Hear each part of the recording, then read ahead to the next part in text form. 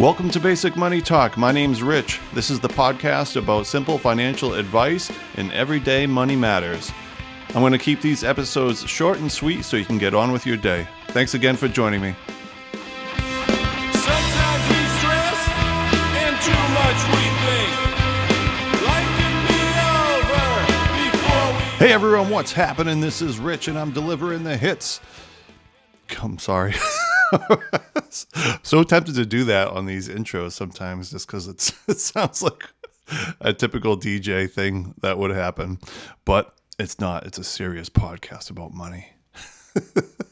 Hey, thanks for joining me. My name is Rich. So glad you are here. I don't know where you are or what time of the day it is, but I hope you're having a good day and I hope things are going good. I hope your life is positive and you're healthy. What else can you ask for? Today, I want to talk about owning your own home. You should own a home, and I want to talk about that and tell you why.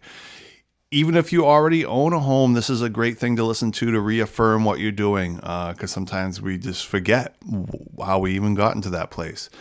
If you don't have your own home, then this is a good exercise to go through. I want to really tell you why it's such a great idea. Owning a home is the easiest way to accumulate wealth, and that's been well documented. You'll hear that all the time. So let's talk about some of the steps about that, and some of the things I think that really make that hit home. Number one, you are going to get old. Whatever age you are, hopefully you'll be around a long time, and you're going to be old. Your housing costs are always going to increase. So if you rent, your rent is always going to increase, okay? If you have a home and you get a fixed rate mortgage, your house payment will always be the same for 30 years if you take a 30-year mortgage or 15 years, okay? That's one excellent reason to own your own home. Another excellent reason is that you are building wealth. So when you buy a home and you take out that mortgage and you make those payments every month, you're putting money towards the equity in your house. So you owe less, and as your home increases in value over time, you have more wealth based on your house. So that's the easiest way to build wealth over your lifetime. Another reason to own your own home is if you rent, one, your rent is always going to go up for the rest of your life. Number two, you have no control. You might be in a lease and it might be a year lease, and at any time, the owner of that property could sell the house or kick you out or raise your rent or change the rules, get crappy neighbors, stop taking care of the place. There's so many things out of your control if you rent. And those are things that matter. As you get older, you want to be comfortable, you want to enjoy your space, you want to be able to do what you want. But when you're renting an apartment, you're so limited. You can't make changes to your environment. You can't just throw paint on the walls whenever you feel like it. You can't just start adding things. Your landlord will get upset. I know this because I was a landlord for a while. And I'll tell you more about that story later. But those are just one of the other reasons to think about owning your own home. So let's say you buy a house today for $300,000 and you get a fixed rate mortgage. And let's say that mortgage payment is $2,300 a month. It's for 30 years. That's it. And you're always going to have that same payment. If the market interest rate changes over the time, you can refinance and you might save even more money. Someday, if you're in that house for 20, 30 years, the value of the house is probably going to triple.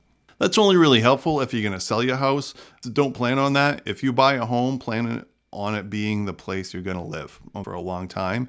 Unless you decide to upgrade or downgrade, that's a whole other conversation. The hardest part about getting a home is coming up with the down payment. I know this so well. It was the hardest thing I did in my life. I don't care where you live in the United States, whatever your housing cost is relative to your income, it's just the hardest thing to come up with. You have to come up with 20% of the price of that house. So if it's $400,000, you have to come up with 20% of that, which is what, $80,000? That's a lot of money. That's a lot of cash. Who has that? Okay, unless you're really good about saving or it was gifted to you.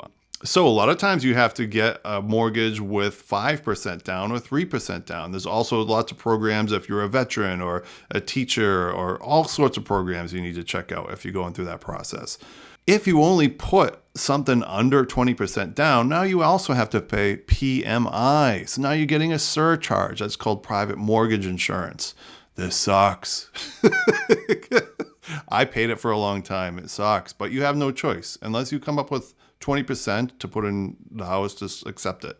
If you pay private mortgage insurance, just know that someday it will go away.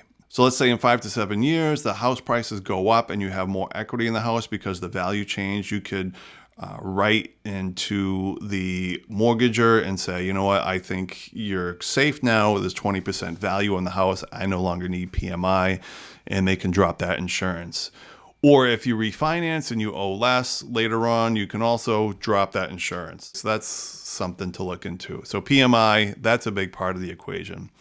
But the biggest thing is coming up with that down payment for a house. Other things to think about is when you buy a house is, can you take care of it? Are you handy? Are you able to fix things in the house? Because you don't want to have to pay someone every time you want to hang a shelf or change a light bulb or put in a new light fixture. That adds up really quick. Can you mow a lawn? Can you shovel snow? Are you physically able to do that? You might not be. So those are reasons to look at buying a condo or an apartment flat besides getting a home. Those are other things. But either way, whether it's a huge house you can afford, a small little house, the fixer-upper, or a nice condo, or a studio apartment, just buying that and putting money towards a loan is building wealth for you, okay, automatically.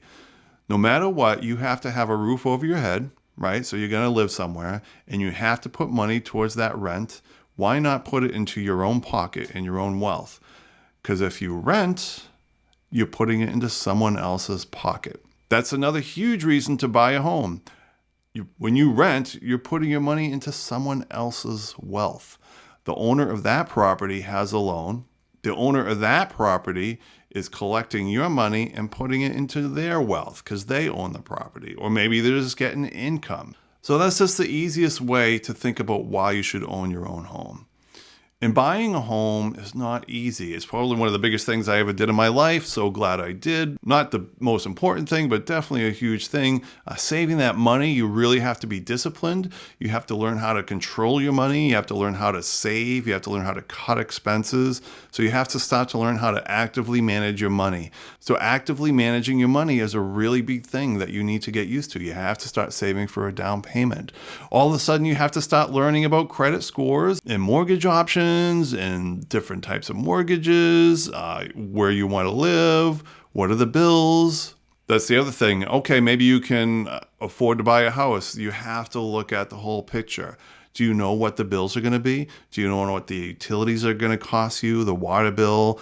Are you going to have to fix appliances every once in a while? Can you afford to fix the heater when it blows out or the hot water heater?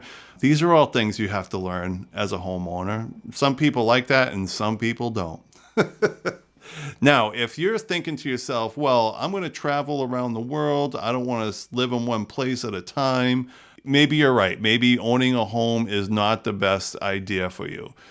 But you better be good with your money, because just because you're not owning a property or a home, you still need to be saving for the future. Because guess what? Your living expenses are always going to increase no matter what. So if you don't want to own a home, someday you're going to be 45, 50 and say, you know what? I'm ready to settle down. Guess what? You're coming into the game late. You have to come up with a huge down payment, and buying a house is just that much more difficult. So I really think owning a home is probably one of the best things you can do for your financial well-being in your life. I really do. I hope you consider it. Come to our website, basicmoneydoc.com, and check out Actively Managing Your Money. We can help you learn how to control your money, save, Look at your expenses so that you can learn how to get that down payment, because that's a huge thing. Reach out if you have questions. There's tons of information out there. I know there is. I'll do another episode later on, probably about buying a home, what goes into it. But the biggest thing I wanted to get through on this podcast is why it's so important to own your own home. You're going to build wealth, not someone else's wealth, okay? Put money in your pocket and build wealth. Don't put money in your landlord's pocket or the property manager's pocket. Do that for yourself. You'll thank your future self someday. I know it. All right. I want the best for you. Everyone deserves that. I hope you have an awesome day. Thanks so much. Take it easy.